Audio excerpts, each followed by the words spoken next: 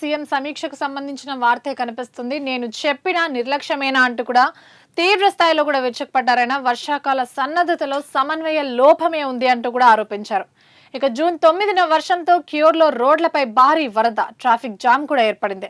వాతావరణ శాఖ హెచ్చరించినా కూడా సిబ్బంది ఎందుకు అప్రమత్తం కాలేదు అంటూ కూడా అధికారులను ప్రశ్నించారు. ఇక అలాగే మున్సిపల్, పోలీస్ అధికారుల మధ్య తీవ్ర సమన్వయ లోపం ఉంది అంటూ కూడా ఆయన ఆరోపించారు. ఇక దీనికి బాధ్యులైన అధికారులపై చర్యలు తీసుకోవాలి అంటూ కూడా డీజీపీకి, సీఎస్కు ఆదేశాలు కూడా జారీ చేశారు సీఎం. ఇకపై వర్షాల సమయంలో అప్రమత్తంగా ఉండాలి అంటూ కూడా స్పష్టం చేశారు.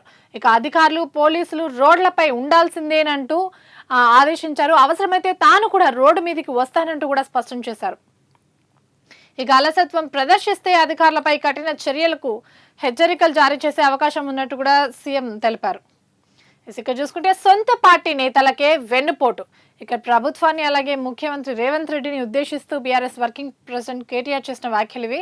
ఇక అక్రమాలు, స్కామ్లపై కాంగ్రెస్ అధిష్టానానికి చెప్పినందుకే మీనాక్షిపై ఈ రేవంత్ రెడ్డి దొంగ కేసు నమోదు చేశారు అంటూ కూడా స్పష్టం చేశారు. ఆయన ప్రజలకే కాదు సొంత పార్టీకి శతకోపం పెట్టారు. సో సీఎంపై బీఆర్ఎస్ వర్కింగ్ ప్రెసిడెంట్ విమర్శలు ఇవి.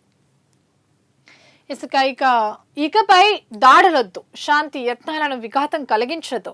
ఇజ్రాయెల్, ఇరాన్కు ట్రంప్ హెచ్చరికలు జారీ చేశారు. బీరుట్లో హెజ్బొల్లా స్థావరాలపై ఇజ్రాయెల్ దాడులు జరిపిన నేపథ్యంలోనే ట్రంప్ ఈ ప్రకటన చేసినట్టు కూడా తెలుస్తుంది.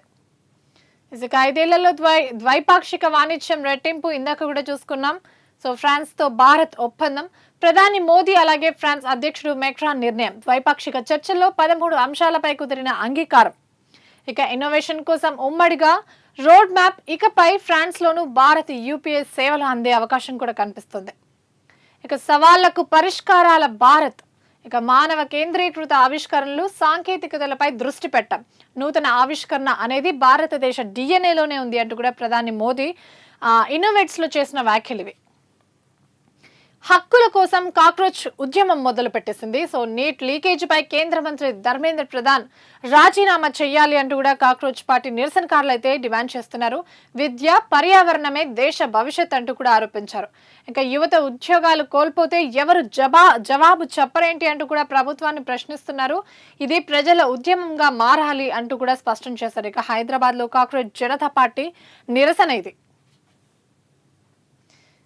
ఈ నెల 18 నుంచి భారీ వర్ష సూచన. రాష్ట్రానికి ఎల్లో అలర్ట్ జారీ చేసిన ఐఎండీ రుతుపవనాల విస్తరణకు 4-5 రోజులు పడుతుంది అంటూ కూడా వెల్లడించింది. అంతేకాకుండా తగ్గినట్టే తగ్గి మళ్ళీ 2 డిగ్రీల మేర ఉష్ణోగ్రత పెరిగినట్టు కూడా తెలుస్తుంది. ఇక ఫీజు దోపిడీకి చెక్. సో ప్రస్తుతం విద్యా సంవత్సరం ప్రారంభమైంది. స్కూళ్లు కూడా ఒక్కొక్కటి రీఓపెన్ అవుతున్నాయి. సో ఈ క్రమంలో ప్రైవేట్ విద్యా సంస్థల్లో ఫీజుల నియంత్రణకు ప్రతిపాదనలు సిద్ధం చేయాలని సీఎం ఆదేశాలు జారీ చేశారు. రాష్ట్ర వ్యాప్తంగా నిబంధనలు కఠినంగా ఉండాలి అంటూ కూడా సూచన. మొత్తం స్కూళ్లను కేటగిరీలుగా విభజించే యోచన. ఆ ప్రకారమే నిర్దిష్ట ఫీజుల ఖరారు. ఈ నెలలోనే రూల్స్ తెచ్చేందుకు కూడా సర్కార్ కసరత్తు చేస్తోంది. ఇదే విద్యా అంశానికి సంబంధించి చూసుకుంటే సర్కార్ బడి పిల్లలకు బ్రాండెడ్ లుక్. సో కార్పొరేట్ కు దీటుగా యూనిఫామ్ అలాగే branded shoes. So Mafatlal cloth, నాణ్యమైన కిట్లు. తొలిసారిగా ఇంటర్ విద్యార్థులకు కూడా బ్యాగులు, బూట్లు అందిస్తుంది ప్రభుత్వం. కేంద్రీకృత సేకరణలో అక్రమాలకు చెక్ పెడుతూ 687 కోట్లు కేటాయించింది ప్రభుత్వం. ఇసుక నేటి నుంచి స్కూల్ రీఓపెన్. దశల వారీగా బ్రేక్ఫాస్ట్, 10th